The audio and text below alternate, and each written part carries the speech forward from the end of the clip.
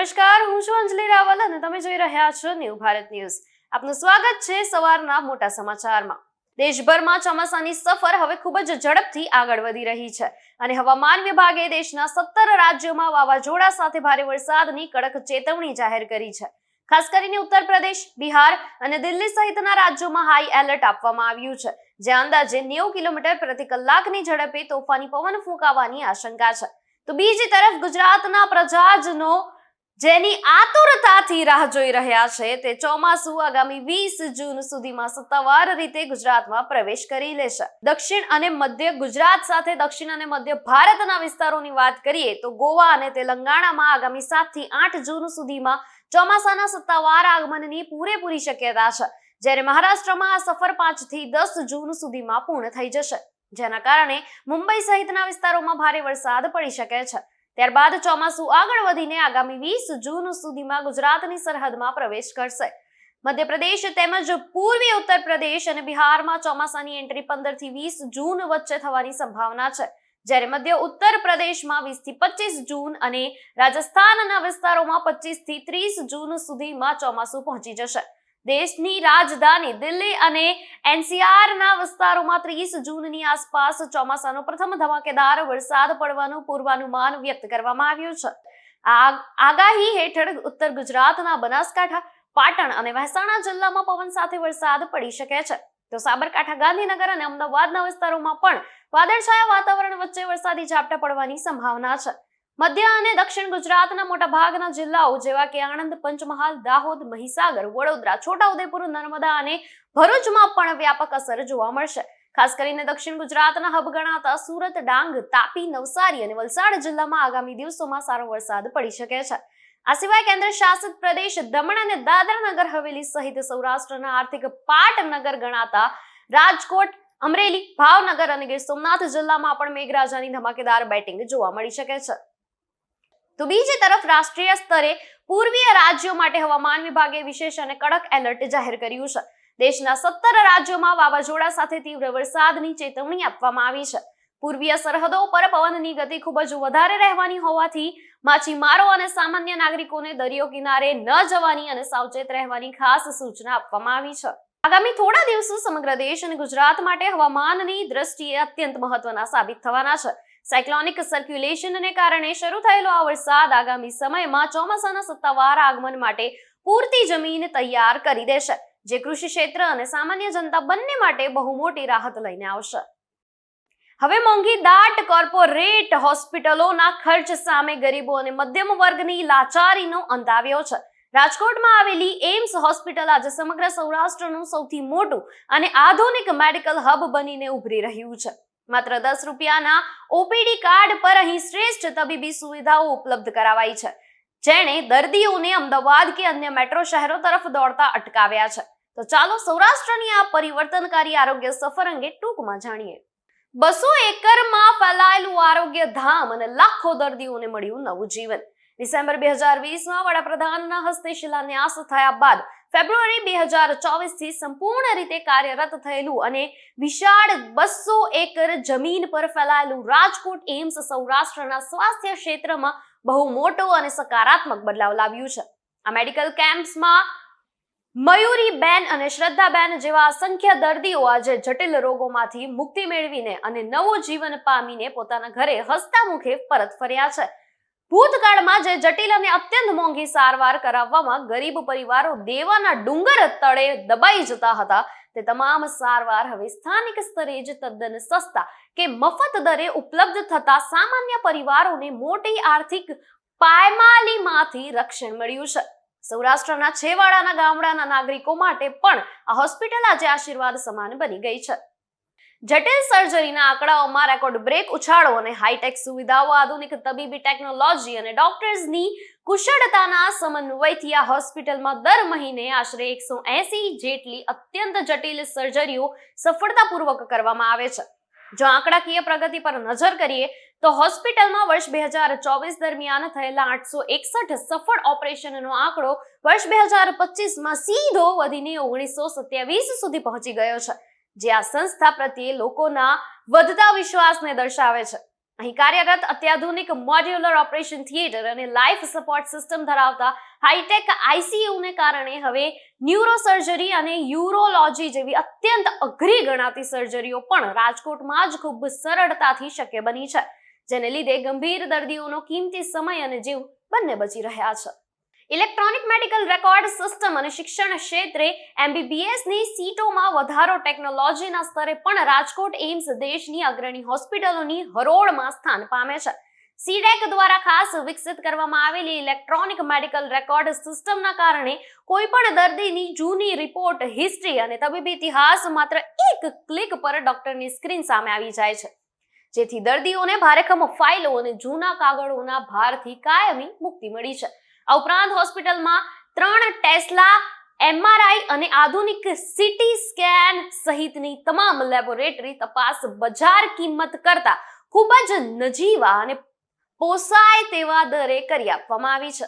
માત્ર ઉત્કૃષ્ટ આરોગ્ય સેવાની સાથે શિક્ષણ ક્ષેત્રે પણ આ સંસ્થા ઉત્તરોત્તર પ્રગતિ કરી રહી છે, જ્યાં શૈક્ષણિક વર્ષ 2025-26 થી એમબીબીએસના અભ્યાસક્રમની વાર્ષિક બેઠકો 50 થી વધારીને 75 કરવામાં આવી છે.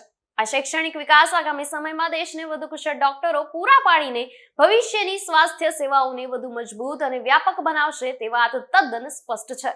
રાજકોટ એમ્સની આ સફર સાબિત કરે છે કે સરકારી ઈચ્છા શક્તિ અને આધુનિક મેનેજમેન્ટ જો એક સાથે મળે તો સામાન્ય નાગરિકને પણ વૈશ્વિક સ્તરની સ્વાસ્થ્ય સુવિધાઓ ખૂબ જ સસ્તા દરે મળી શકે છે.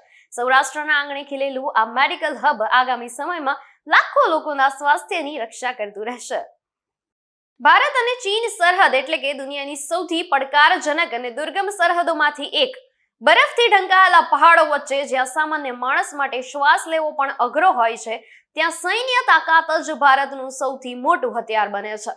પહાડોની અતિશય ઊંચાઈ હોય કે રણની કાળઝાળ ગરમી, ચીનની સેનાના તમામ નાપાક મનસૂબાને નેસ્તનાબૂદ કરવા માટે ભારતનું નવું સ્વદેશી લાઇટ વેટ ટેન્ક જોરાવર રણ મેદાનમાં ઉતરવા માટે સંપૂર્ણ રીતે તૈયાર છે. ગુજરાત અને દેશ માટે સૌથી ગર્વની વાત એ છે કે પ્રધાનમંત્રી નરેન્દ્ર મોદીએ આજે પોતે સુરતમાં આ ગેમ ચેન્જર શક્તિશાળી ટેન્કનું જાતે નિરીક્ષણ કર્યું છે. આ આધુનિક ટેન્કનું નિર્માણ સુરતના હજીરા સ્થિત લાર્સન એન્ડ ટ્રુબોના પ્લાન્ટમાં થઈ રહ્યું છે. જોરાવરની તાકાત અને પીએમ મોદીની આ મુલાકાત જોઈને સરહદ પાર બેઠેલા દુશ્મનોની ઊંઘ ઉડી જશે તે નક્કી છે. જો ભારતની આત્મનિર્ભર લશ્કરી ક્રાંતિ પર અમારો આ ખાસ અને વિસ્તૃત અહેવાલ. જોરાવર નામ પાછળનો ગૌરવશાળી ઇતિહાસ અને પૂર્વ લદ્દાખનો પાઠ. પહાડથી લઈને પાણી સુધી અને લદ્દાખની કડકડતી ઠંડીથી લઈને રણની ગરમી સુધી હવે જંગના મેદાનમાં ભારતીય સેનાનું અસલી જોરાવર પરાક્રમ જોવા મળશે. ચીનની સરહદે ડ્રેગનની ઊંઘ હરામ કરવા માટે ભારતની સ્વદેશી લાઇટ વેટ ટેન્ક તમામ કસોટીઓમાંથી પાર ઉતરીને સજ્જ થઈ ચૂકી છે. જોરાવર આ નામ સાંભળતા જ ડોગરા સામ્રાજ્યના એ મહાન અને નિડર સેનાપતિ જનરલ જોરાવર સિંહની યાદ તાજી થાય છે, જેમણે લદ્દાખ, તિબ્બત અને ગિલિગિટ બાલ્ટિસ્ટના સુધી વિજય પતાકા લહેરાવીને દુશ્મનોને ધૂળ ચટાડી હતી. આજે ફરી એ જ મહાન વિજેતાના નામ સાથે આ અત્યાધુનિક ટેન્ક સરહદ પર દેશના સાર્વભૌમત્વની રક્ષા કરવા માટે તૈયાર છે. આ પ્રોજેક્ટની જરૂરિયાત વર્ષ 2020માં પૂર્વ લદ્દાખની ગલવાન ખીણમાં થયેલી હિંસક ઝડપ બાદ ઊભી થઈ હતી. તે સમયે ભારતે ચીનને એવો જોરદાર ઝટકો આપ્યો હતો જે તે ક્યારેય નહીં ભૂલી શકે. પેંગોંગ ત્સો તળાવના દક્ષિણ વિસ્તારમાં જ્યારે ભારતીય સેનાએ પોતાની ભારે વજન ધરાવતી T-72 અને T-90 જેવી મજબૂત ટેન્કો તૈનાત કરી, ત્યારે ચીની સેનાએ પાછા ભાગવું પડ્યું હતું. પરંતુ પહાડી વિસ્તારોમાં ભારે ટેન્કો જે છે એને લઈ જવામાં આવતી મુશ્કેલીઓને ધ્યાનમાં રાખીને ભારતીય સેનાએ લાઇટ વેટ ટેન્ક બનાવવાનો મોટો પ્લાન જોરાવર શરૂ કર્યો હતો, જે આજે સુરતની ધરતી પર સાકાર થઈ ચૂક્યો છે. ફાયર પાવર અને મોબિલિટીનો અદ્ભુત સમન્વય. ચીનના 500 ટેન્ક પર ભારે પડશે એક જોરાવર. કોઈ પણ લડાયક ટેન્કની અસલી શક્તિ તેના ફાયર પાવર અને તેની ઝડપી ગતિશીલતા એટલે કે મોબિલિટી પર નિર્ભર કરે છે. જોરાવર ટેન્કની સૌથી મોટી તાકાત તેનું અત્યંત ઓછું વજન અને ફર્સ્ટ રાઉન્ડ હિટ ક્ષમતા છે. આ ટેકનિકનો અર્થ એ થાય છે કે આ ટેન્ક પહેલા જ ઝાટકે દુશ્મનની કોઈ પણ મોટી બખ્તર બંધ ગાડી કે ટેન્કના લીરા ઉડાડી દેવાની ક્ષમતા ધરાવે છે. સંરક્ષણ ક્ષમતાને મજબૂત કરવા માટે આ ટેન્કમાં 105 mm ની અત્યંત શક્તિશાળી મુખ્ય તોપ, આધુનિક મશીન ગન અને સચોટ નિશાન લગાવતી anti tank missile system fit કરવામાં આવી છે. આ યુદ્ધ ટેન્કમાં ગોળા આપોઆપ લોડ થાય તે માટે ખાસ હાઈટેક ઓટોમેટિક લોડર પણ લગાવવામાં આવ્યું છે, જે યુદ્ધના સમયે સેના માટે ગેમ ચેન્જર સાબિત થશે. તો બીજી તરફ ચીને ભારત સરહદે અંદાજે 500 જેટલા લાઇટ ટેન્કો તૈનાત કરીને દબાણ લાવવાનો પ્રયાસ કર્યો છે, પરંતુ ભારતનું આ એક જ જોરાવર તે બધા જ ચાઇનીઝ ટેન્કો પર ભારે પડશે. આ ટેન્કમાં 716 હોર્સ પાવરનું અત્યંત શક્તિશાળી કસ્ટમાઇઝ્ડ એન્જિન લગાવવામાં આવ્યું છે. આ પાવરફુલ એન્જિનના કારણે જોરાવર ટેન્ક -10 ડિગ્રીની હાડ ગાળતી ઠંડીથી લઈને 42 ડિગ્રીની કાળઝાળ ગરમીમાં પણ પહાડોના પથરાળ રસ્તાઓ ખૂબ જ સરળતાથી ચડી શકે છે. તેનું વજન ઘણું ઓછું હોવાથી ઇમરજન્સીના સમયે ભારતીય વાયુસેનાના મોટા માલવાહક હેલિકોપ્ટર અને વિમાનો દ્વારા તેને ગમે તેવા દુર્ગમ પહાડી વિસ્તારમાં ખૂબ જ ઝડપથી એરલિફ્ટ કરી શકાય છે, જે ચીનની સેના પાસે ઉપલબ્ધ નથી. મેક ઇન ઇન્ડિયાની ગર્વભરી સિદ્ધિ અને આત્મનિર્ભર સંરક્ષણ ક્ષેત્ર. ગુજરાત અને સુરતના ઔદ્યોગિક ઇતિહાસ માટે આ એક સુવર્ણ અક્ષરે લખાનારી ક્ષણ છે. મેક ઇન ઇન્ડિયા અને આત્મનિર્ભર ભારત અભિયાન હેઠળ આ આખી અત્યાધુનિક ટેન્કનું નિર્માણ સ્થાનિક સ્તરે સુરતના હજીરામાં આવેલા લાર્સન એન્ડ ટુબ્રોના સ્પેશિયલ પ્લાન્ટમાં કરવામાં આવી રહ્યું છે. દેશના પ્રધાનમંત્રી નરેન્દ્ર મોદીએ 5 જૂન એટલે કે ગઈકાલે હજીરા ખાતે આ મેગા ડિફેન્સ પ્રોજેક્ટ અને ગ્રીન એનર્જી પ્લાન્ટની જાતે મુલાકાત લઈને વૈજ્ઞાનિકો અને એન્જિનિયરોની પીઠ થાબડી હતી. પીએમ મોદીએ ટેન્કની કાર્યક્ષમતાનું બારીકાઈથી નિરીક્ષણ કર્યું હતું. સંરક્ષણ નિષ્ણાતોના મતે આ ટેન્ક ભારતીય સેનામાં સામેલ થવાથી આપણી સરહદો અભેદ્ય બની જશે. અત્યાર સુધી ભારત પોતાની સૈન્ય જરૂરિયાતો માટે અન્ય દેશો પર નિર્ભર રહેતું હતું, પરંતુ સુરતમાં બનેલી આ જોરાવર ટેન્કે સાબિત કરી દીધું છે કે હવે ભારત સંરક્ષણ ઉત્પાદન ક્ષેત્રે સંપૂર્ણપણે સ્વનિર્ભર થવા તરફ ડગ માંડી રહ્યું છે. જોરાવર માત્ર લોખંડ અને તોપથી બનેલી એક ટેન્ક નથી, પરંતુ તે ભારતના આત્મગૌરવ અને સ્વદેશી સૈન્ય સામર્થ્યનું એક જીવંત અને શક્તિશાળી પ્રતીક છે, જે દુશ્મનોને તેમની જ ભાષામાં જબડાતોડ જવાબ આપશે. સુરતના હજીરા પ્લાન્ટમાંથી નીકળેલી આ જોરાવર ટેન્ક જ્યારે લદ્દાખ અને તિબ્બત સરહદ પર ગર્જના કરશે, ત્યારે ભારતની સરહદ સામે આંખ ઊંચી કરનાર દરેક દુશ્મન કંપી ઉઠશે. પ્રધાનમંત્રી નરેન્દ્ર મોદીની આ મુલાકાતે દેશના ડિફેન્સ સેક્ટરને એક નવો આત્મવિશ્વાસ આપ્યો છે કે ભારત હવે પોતાની રક્ષા કરવા માટે સક્ષમ છે. વૈશ્વિક મંચ પર ભારતની સરહદ બહાર ફરી એકવાર ભારતીય સંસ્કૃતિ અને રમતગમતનો ભવ્ય ડંકો વાગ્યો છે. ઇન્ટરનેશનલ લેવલ પર રમાઈ રહેલી પ્રતિષ્ઠિત વર્લ્ડ યોગાસન ચેમ્પિયનશિપના પહેલા જ દિવસે ભારતીય ખેલાડીઓએ અદ્ભુત પ્રદર્શન કરીને વિશ્વ આખાને ચોંકાવી દીધું છે. સ્પર્ધાના પ્રથમ દિવસે રમાયેલી 6 અલગ અલગ કેટેગરીમાંથી ભારતે કુલ 5 ગોલ્ડ મેડલ પોતાના નામે કરીને મેડલ તાલિકામાં એક હથ્થું દબદબો સ્થાપિત કરી દીધો છે. ટ્રેડિશનલ યોગાસનની વિવિધ શ્રેણીઓમાં ભારતના આંતરરાષ્ટ્રીય સ્તરના યોગ વીરોએ સુવર્ણ સફળતા મેળવીને દેશનું ગૌરવ વધાર્યું છે.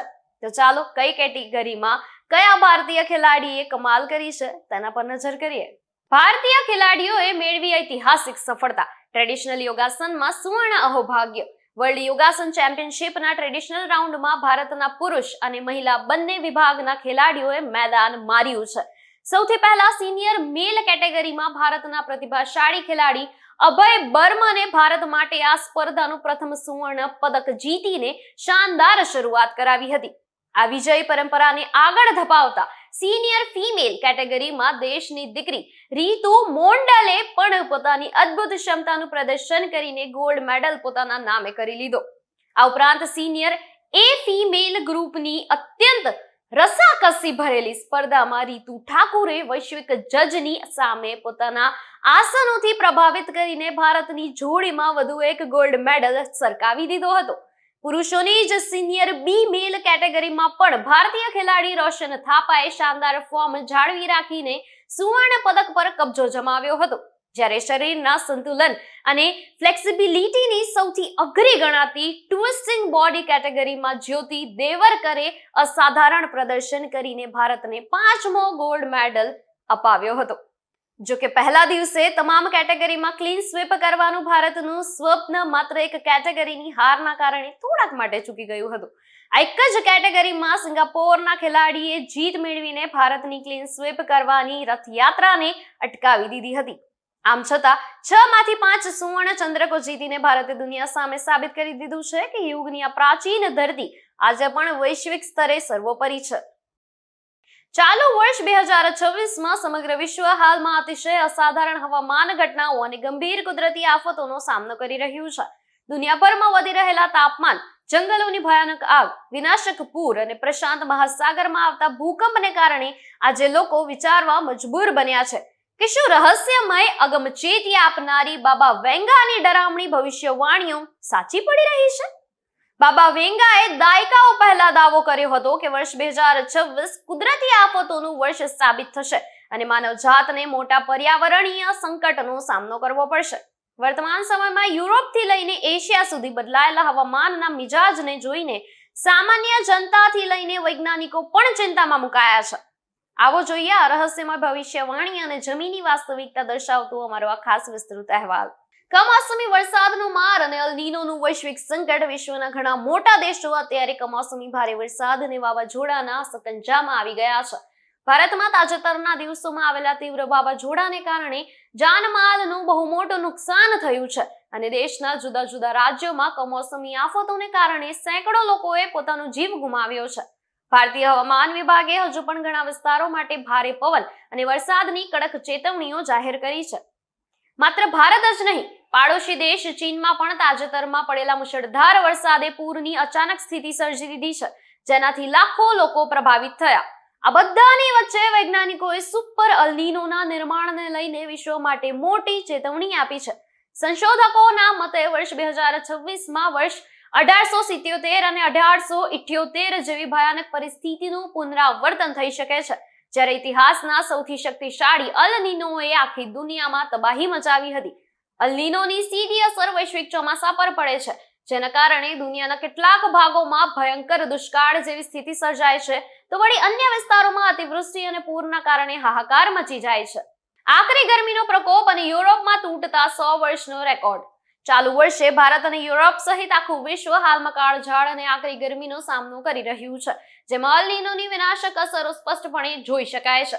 હવામાન વિભાગના તાજા અહેવાલ મુજબ આ વખતે ભારતમાં ચોમાસું તેના નિયમ સમય કરતા 7 દિવસના મોટા વિલંબ સાથે પહોંચવાની સંભાવના છે, જે કૃષિ ક્ષેત્ર માટે ચિંતાનો વિષય બન્યો છે. તો બીજી તરફ સામાન્ય રીતે ઠંડા ગણાતા યુરોપના દેશમાં પણ ગરમીએ નવો ઇતિહાસ રચ્યો છે. બ્રિટન, ફ્રાન્સ અને સ્પેન સહિતના મોટા ભાગો હાલમાં અસહ્ય હીટ વેવની ઝપેટમાં આવી ગયા છે. બ્રિટનમાં આ વખતે ગરમીએ ગત 100 વર્ષનો રેકોર્ડ તોડી નાખ્યો છે, જેને પગલે ત્યાં રેડ એલર્ટ જાહેર કરવાની ફરજ પડી છે. પર્યાવરણવિદોનું કહેવું છે કે આ માત્ર સામાન્ય હવામાન પરિવર્તન નથી, પરંતુ માનવીય ભૂલોને કારણે વાતાવરણમાં થઈ રહેલા ગંભીર વિપરીત ફેરફારોનો સ્પષ્ટ અને ખતરનાક સંકેત છે. બાબા વેંગાનું વિઝન અને આત્મનિર્ભર સુરક્ષાની જરૂરિયાત, અંધશ્રદ્ધા અને વિજ્ઞાનની ચર્ચા વચ્ચે બાબા વેંગા દ્વારા વર્ષ 2026 વિશે કરાયેલી ભવિષ્યવાણીઓ સોશિયલ મીડિયા પર ભારે ચર્ચાનો વિષય બની છે. બાબા વેંગાએ સ્પષ્ટ શબ્દોમાં કહ્યું હતું કે આ વર્ષે પૃથ્વી પર મોટા ભૂકંપ, જ્વાળામુખી વિસ્ફોટ, લાંબા સમય સુધી ચાલનારો દુષ્કાળ અને પર્યાવરણીય કટોકટી સર્જાશે, જેનાથી વૈશ્વિક અર્થવ્યવસ્થા પર મોટો ફટકો પડશે. આજે જે પ્રકારે કમોસમી વરસાદ, અસહ્ય ગરમી અને અલ નીનોનો ત્રિવેણી ફટકો દુનિયાને લાગી રહ્યો છે, તેનાથી લોકોમાં એક પ્રકારનો ભય પેદા થયો છે. જો કે વિજ્ઞાન આ ઘટનાઓને ગ્લોબલ વોર્મિંગ અને કાર્બન ઉત્સર્જન સાથે જોડીને જોઈ રહ્યું છે. વૈજ્ઞાનિકોનું માનવું છે કે ભવિષ્યવાણીઓ સાચી પડે કે ન પડે, પરંતુ જો માનવજાત સમયસર પર્યાવરણના જતનમાં નહીં જોડાય તો આવનારી પેઢીઓ માટે આ ધરતી પર જીવવું વધુ મુશ્કેલ બની જશે. તે વાત તદ્દન વાસ્તવિક છે. વર્ષ 2026ના આ શરૂઆતના મહિનાઓમાં જ પ્રકૃતિએ જે રૌદ્ર સ્વરૂપ દેખાડ્યું છે, તે ખરેખર ચિંતાજનક છે. બાબા વેંગાના શબ્દો સાચા સાબિત થઈ રહ્યા છે કે કેમ તે તો સમય જ બતાવશે, પરંતુ ગ્લોબલ વોર્મિંગની આ આફત સામે અત્યારથી જ જાગૃત થવું એ સમગ્ર વિશ્વના હિતમાં છે. આવા જ વધુ સમાચાર જોવા માટે જોડાયેલા રહો ન્યૂ ભારત ન્યૂઝ સાથે. નમસ્કાર.